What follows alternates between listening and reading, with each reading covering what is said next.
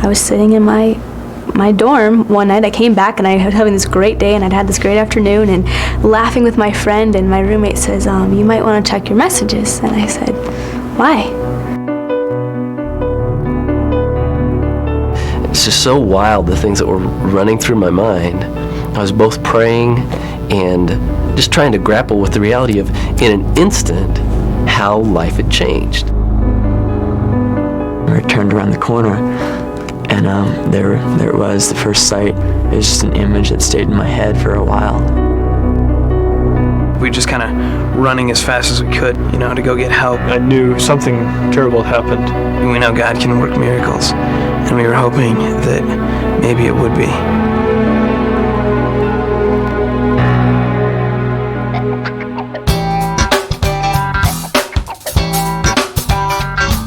James was one of those guys where you're doing a Bible study and you're flipping through the Bible and you're reading and you look up and you do like a triple take and he's staring at you like with this goofy smile. He's just fun-loving. He'd call us up and be like, you want to go play Frisbee golf? James and I did so many things with fireworks.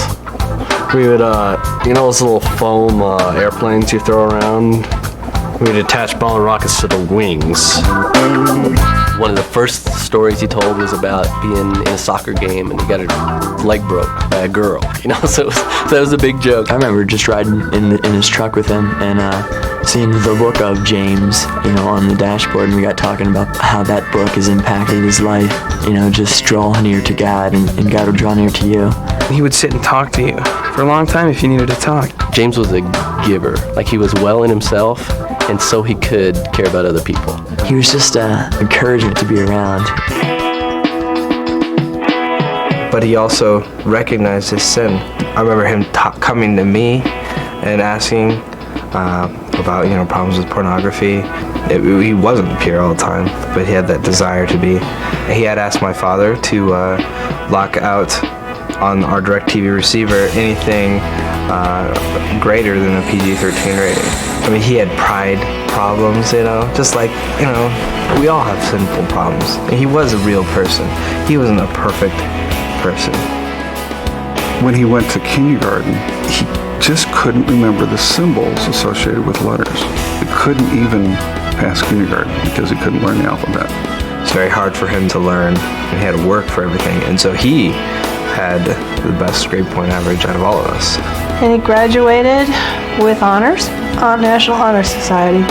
He never quit. His attitude was like that very much. He just would keep on pursuing it. We always thought because of that drive, he would go far.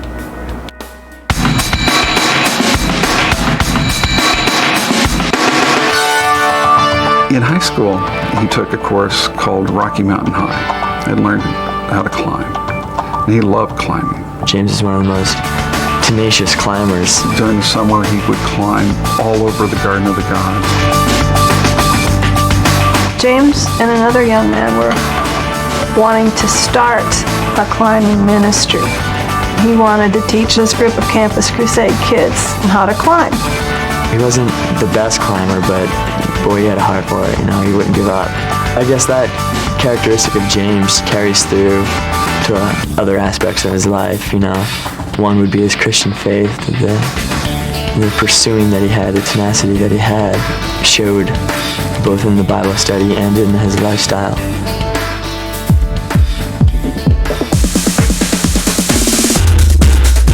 We had planned kind of a Campus Crusade guys' night thing.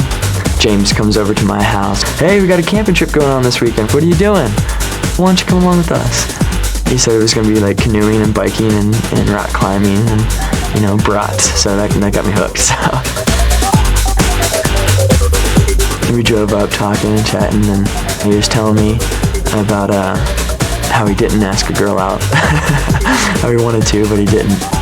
That evening, I remember it was windy. It was like 20 below with wind chill. We couldn't get our brats to cook, and we were just jumping up and down to stay warm. All the sodas and all the drinks were just frozen because they were outside, just a brick of ice. So we were all huddled inside a big 5-man dome. We had the lantern going. It provided light and foot warmth because all our feet were like huddled around it. It was like those rotten times where a bunch of guys are together and you're all having a rotten time, and that's the best thing about it, is you're all having a rotten time.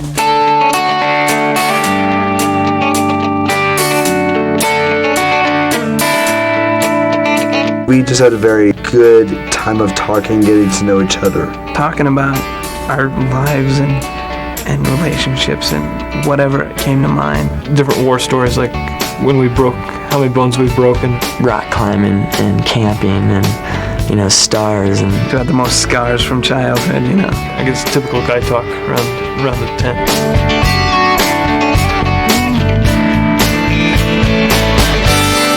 As stuff will sometimes happen on nights like that, conversation got a little bit more serious. Somebody told a story about a boulder fell on somebody and crushed him. And we're like, man, that you could just die in a second, So we started talking about, death. That's where my most enduring picture of James will come from. So we were in this blue tent, and he leaned back against my sleeping bag, and he just said, "Call me crazy, but I'm not afraid to die." Call me crazy. Call me crazy. Call me crazy, but I'm not afraid to die. And he just said, "Call me crazy, but I'm not afraid." After lunch on Saturday, we went around to look for some rock faces to do some climbing on.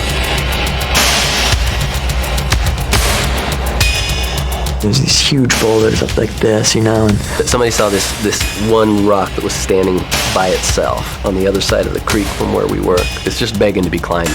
We set up a rappelling rope. I was putting on my harness. And then I said, I'll go first. And James said, no, I'll go ahead and clean the lead for you, make sure there's no problems, and go down in front of you. I saw him put the rope through all three of the locking beaners. It was correct. We checked his harness.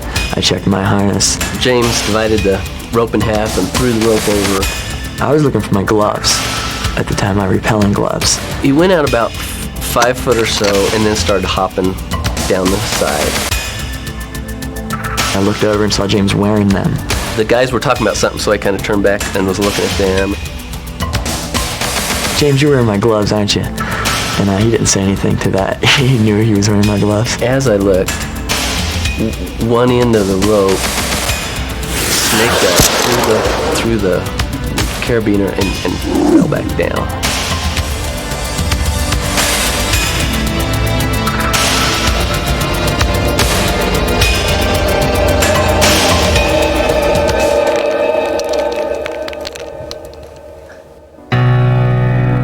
That's when I heard Jay say, "Dear God, he fell." So at that point, I knew something terrible had happened. He fell 45, 50 feet. My first initial instinct was to get down to the bottom of the rock as quick as possible. I was praying on the way down, Lord, don't let him be dead. And the first thing I saw was just him lying there on the rock. His eyes were shut. He was not conscious. I remember taking off the jacket I had and putting it under his head. And he wasn't breathing, so I started doing mouth-to-mouth resuscitation. It was at that point that it kind of hit me like, wow, this is happening. I thought, it's gotta be okay. It's just got to be okay. There were probably about 15 people around that were praying in different groups. I knew that prayer was probably the most important thing that could be been done at that point.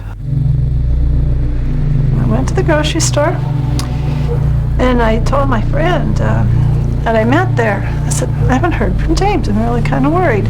And she said, oh, he's probably fine. And I said, yeah, he's probably fine. So it got late and I tried calling his cell phone and no answer. And then after dinner, they came to the door and told us to go sit down. And they told us James was gone.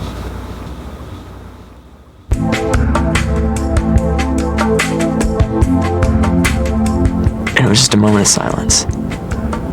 That's it, he's gone.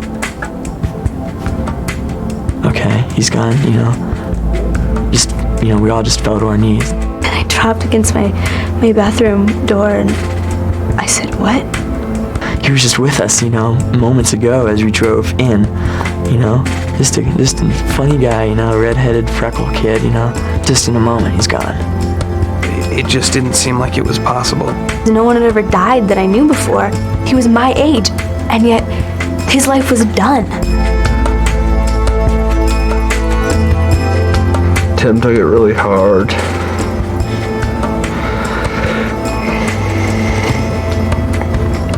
I didn't really believe it until I saw the body.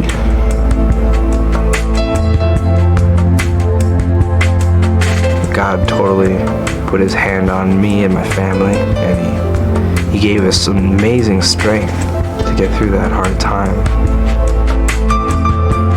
The very fact that, as God would have it, he not only said the night before, call him crazy, but I'm not afraid to die, but that the same day he died, he told the group, I'm not afraid to die.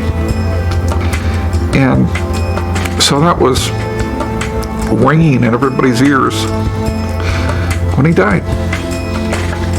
So the attitude was a little different.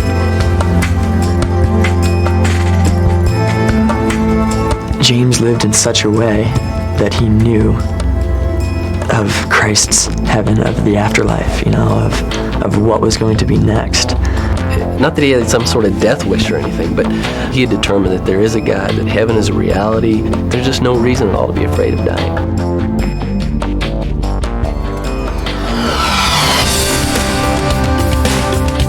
My extended family doesn't know Christ.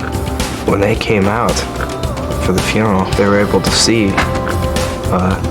not a family destroyed, but a grieving family that missed their son and brother, but also had hope.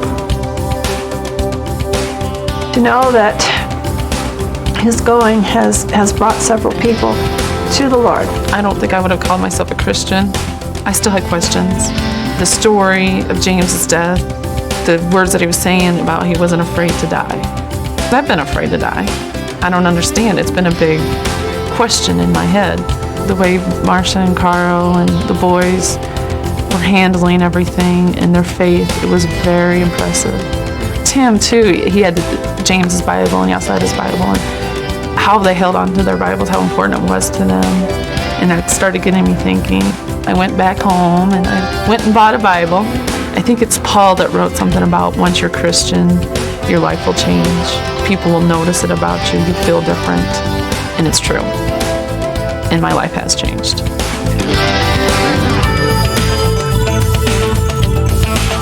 Friends of James's and friends of mine have come to know Christ because of this. I'd grown up in a Christian home my whole life, and I was at Moody Bible Institute I was studying then to be an urban minister, to work with urban kids, and yet I didn't know who God was. And through James and through all that happened with that, I just said, God, I don't know you. Here's everything that I am, here's everything that I have, and I want to know you. And I'm disgustingly filthy. And I have so much sin, I need you to take all this away. And my life was changed. His death is really the thing that triggered me to find this God. James never knew this, Erica. To have one of your closest friends, die, it's challenging in many ways. How willing am I, to live for him each and every moment? Do I take captive every thought? Are the words of my mouth and the meditations of my heart pleasing to him? I want each and every one of those to be so.